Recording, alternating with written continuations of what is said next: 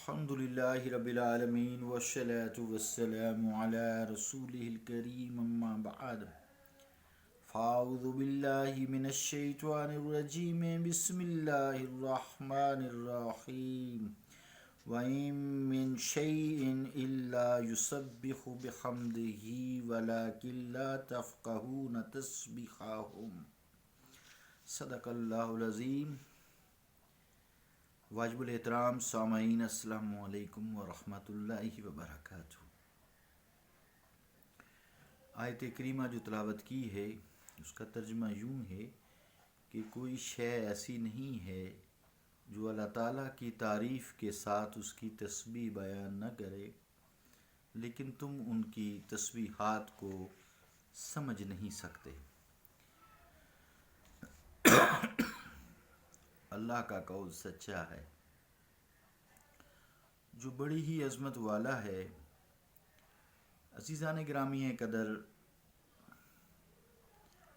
اس آیت کے حوالے سے اور نمود کے حوالے سے، ذوق نمود ذات باحت یہ وجہ تخلیق کائنات ہے، اس ٹاپک کے تحت آخری شعر ہمارا چل رہا تھا جو یوں تھا: ہوئی ذات جلووں کی مشتاق جس دم تو بحر ہوویت میں آیا تلا تم۔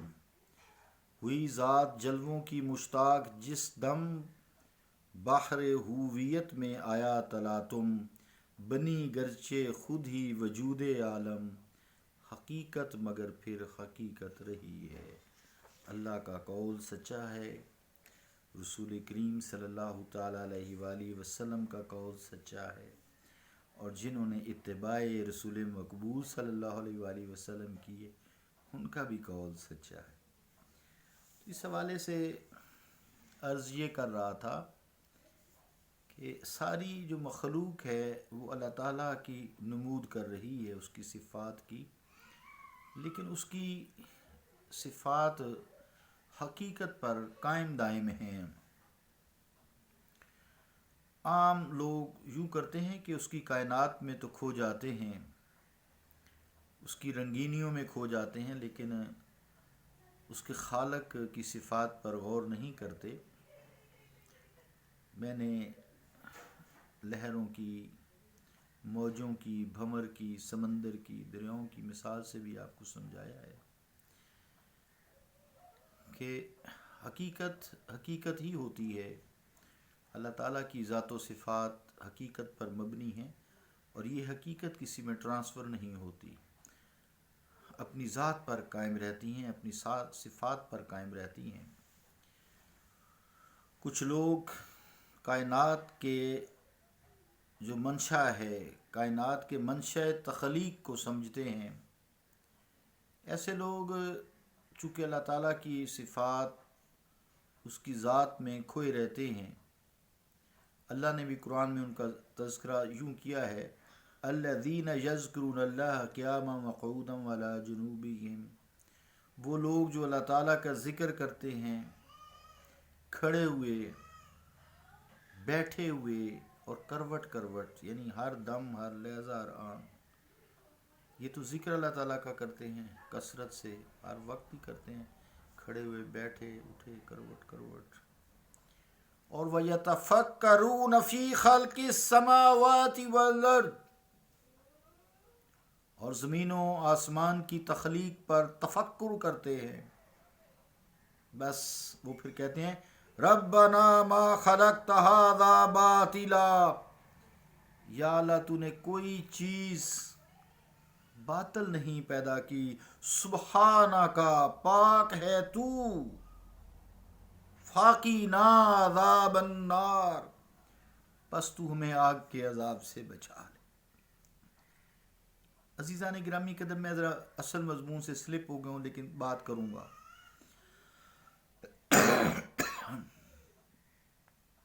حضرت پیران پیر شیخ عبدالقادر جیلانی محبوب سبحانی رحمۃ اللہ علیہ، المعروف غوث اعظم، انہوں نے اس آیت کی بنیاد پر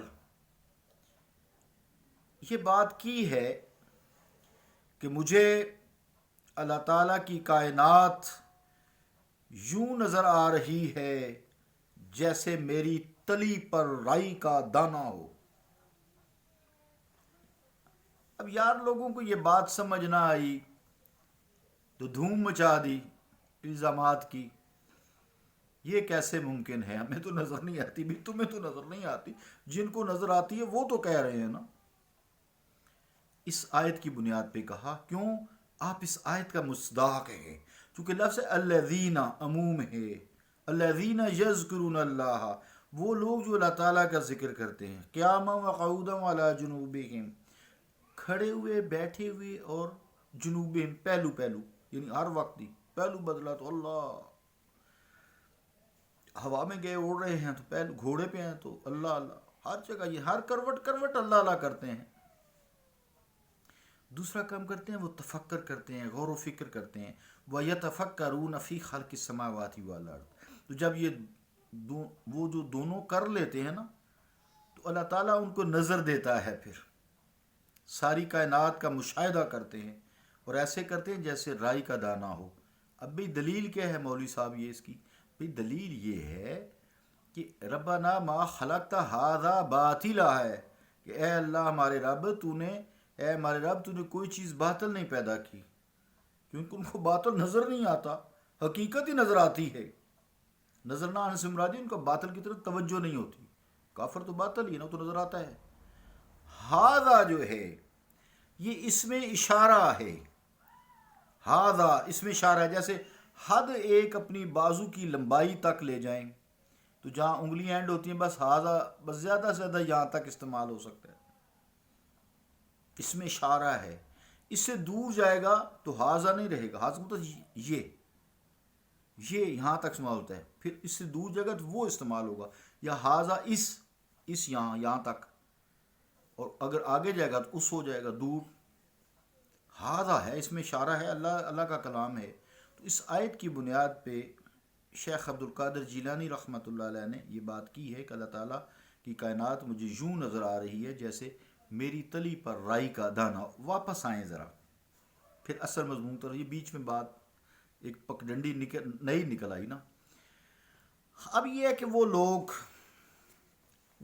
ذکر کرتے ہیں اور جو کائنات کے منشأ تخلیق کو سمجھتے ہیں، جیسا کہ میں نے مثال دی شیخ عبد القادر جیلانی کی، اور بہت سارے لوگ ہیں، صالحین ہیں، انبیاء ہیں، شہداء ہیں، صدیقین ہیں. من النبیین والصدیقین والشہداء والصالحین واولئک حسن علیک رفیقا. یہ سارا قرآن ہے.